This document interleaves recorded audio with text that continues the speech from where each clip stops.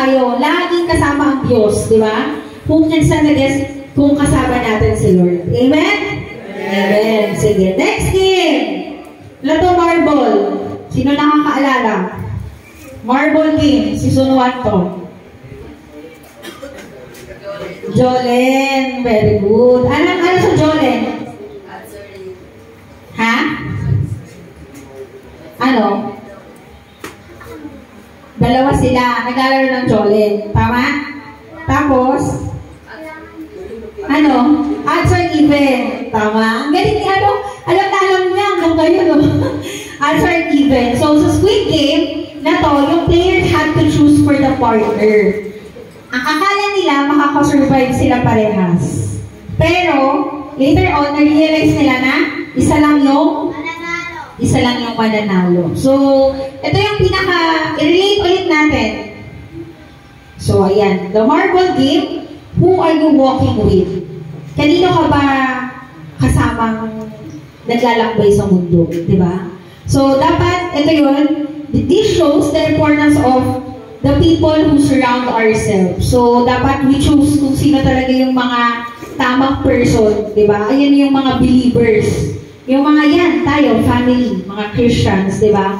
So, dapat pinipili rin talaga natin kung sino yung mga dapat surrounded tayo by the right people, di ba? And who is the right people? Yung may takot sa Diyos.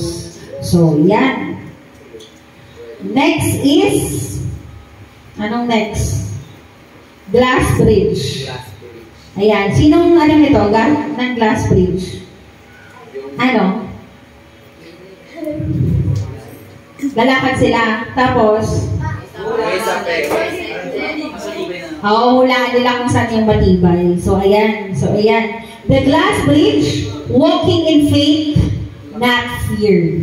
Tama ba?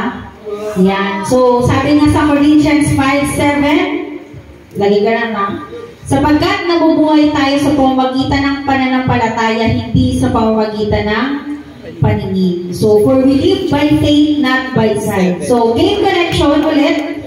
So, sa glass bridge, nag-require siya na kailangan ang player mag-step forward. So, hindi nila alam kung matibay ba yung tatalunan nila.